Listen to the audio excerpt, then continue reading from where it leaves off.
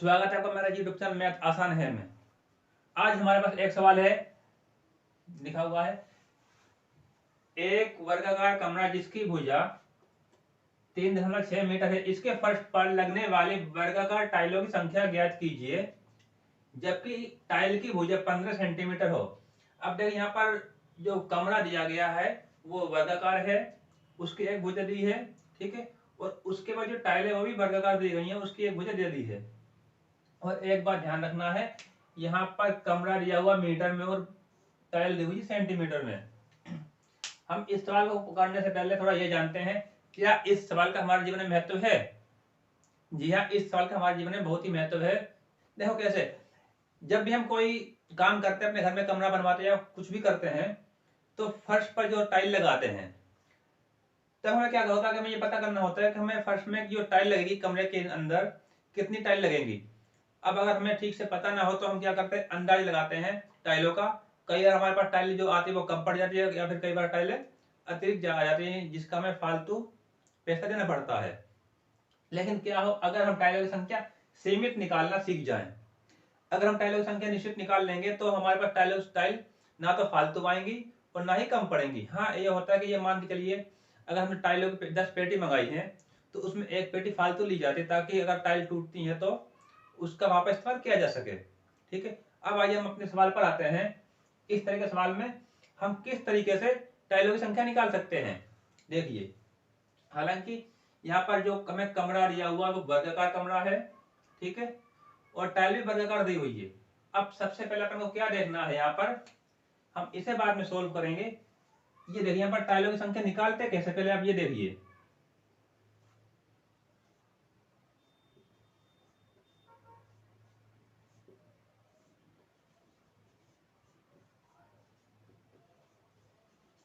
देखिए, टाइलों की संख्या निकालने के लिए कुछ नहीं करना है, बिल्कुल आसान है। टाइलों की संख्या बराबर होता है कमरे के फर्श का क्षेत्रफल। अब देखिए, अगर हम टाइल कमरे में लगवा रहे हैं तो कमरे का फर्श हो जाएगा, अगर हम कोई गैलरी में लगवाते हैं तो वहां पर गैलरी का फर्श हो जाएगा, अगर हम छत पे लगवाते हैं, कोई बरामदा वगैरह होता है तो वो वहां का क्षेत्रफल हो जाएगा। तो हम बोल सकते हैं फर्श का क्षेत्रफल बराबर, सॉरी, लिखते हैं हम यहाँ पर फर्श का क्षेत्रफल बटे में एक टाइल का क्षेत्रफल, ठीक है। अब इसमें जरूरी नहीं कि वो टाइल वर्गाकार ही हो, कमरा हमारा वर्गाकार हो, इससे कोई फर्क नहीं पड़ता। आपको उसका क्षेत्रफल निकालना आना चाहिए, कमरा वर्गाकार है या आयताकार है, कमरे का मतलब कमरे का साइज किस तरह का है, ठीक है। हम इसे सॉल्व करते हैं। क्या लिखा है, टाइलों की संख्या निकालने के लिए फर्श का क्षेत्रफल बटे में एक टाइल का क्षेत्रफल। अब आपको यह देखना है, यहाँ पर जो कमरा है वो तो दिया हुआ मीटर में, लेकिन टाइल दी हुई है सेंटीमीटर में। तो आप एक काम कर सकते हैं, या तो इसे कर लो सेंटीमीटर में या फिर इसे कर लो मीटर में, जो आसान रहेगा। तो हम एक काम करते हैं, इसे ही हम सेंटीमीटर में कन्वर्ट कर लेते हैं। देखो, अगर हम मीटर से सेंटीमीटर बनाते हैं तो हम उसे 100 से मल्टीप्लाई कर देते हैं, ठीक है। मीटर से सेंटीमीटर बनाने के उसे 100 से मल्टीप्लाई कर देते हैं। तो कितना दिया हुआ है, 3.6 मीटर। तो इसे हम 100 से मल्टीप्लाई कर देते हैं गुना, तो कितना हो जाएगा, ये हो जाएगा 360। अब देखिए कैसे हुआ, ये पॉइंट हटाने के लिए हम यहाँ पर एक 10 कर देते, पॉइंट हमारा हट गया, एक जीरो से एक जीरो कट गई, तो इसे 10 से गुना कर दिया, 360 सेंटीमीटर आ गया हमारा, ठीक है। इससे यही रहने दो। अब क्या निकालना था हमें, फर्श का क्षेत्रफल। कमरा क्या वर्गाकार है, तो निकाल लेते हैं यहाँ पर। क्या होगा,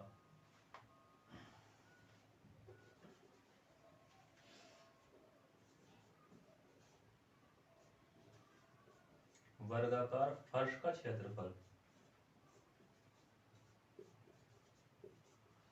भुजा गुना भुजा होती है, तो यानी कि क्या होगा, फॉर्मूला लिख देते हैं उसका, होता है भुजा गुना भुजा,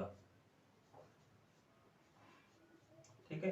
तो हो गया ये 360 गुना 360, आइए गुना करते हैं इसे 360 को।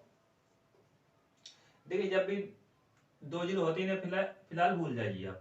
36 को 36 से गुना करते हैं, 6 आएगा, 36 का 6 3 6 6 3 18 3 21, 3 6 18 3 3 और 10 12 96, ये आया 12 9 12 96 आ गया। ठीक है, अब देखिए यहाँ पर कितने जीरो हैं, 2 जीरो को यहाँ उठा के रख दो आप। हमने इसे कर लिया था सेंटीमीटर में, इसलिए हो गया ये सेंटीमीटर स्क्वायर। ठीक है, अब क्या है, टाइल है तो अब निकाले वर्गाकार टाइल का क्षेत्रफल।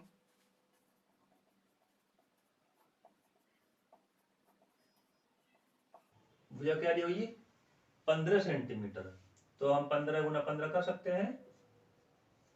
तो 15 का वर्ग क्या होता है, 15 पंजे 75 का 5, 7 15 का 15 15 और 7 22,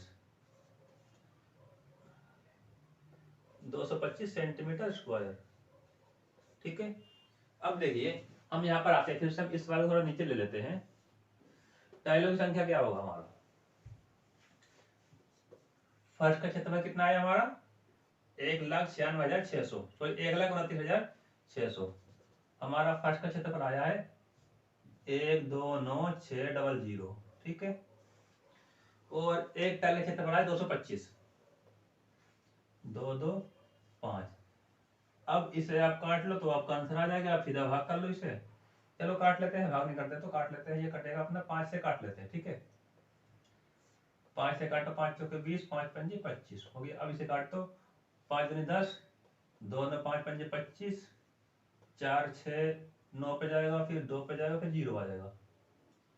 ठीक, फिर 5 से काटो, 5 9 45, 9 बारी में गया, 5 पंजे 25, 5 का 5, 4 बचा, फिर 2 8 पे गया, फिर 4 पे जाएगा। ठीक, अब 9 से काटो, 9 से कितने बारी में जाता है ये नहीं पता तो भाग कर लो सीधा इस तरीके से, 5 1 8 4, 5 पे गया 45, 6 8 9 पे गया 63, तो ये 7 पे जाएगा 63, 5 4 ये पे गया 6 पे 54, तो इसकी संख्या आएगी, ये गया 576, यानी कि हमारी टाइलों की संख्या आएगी, वो आएगी 576 टाइल्स।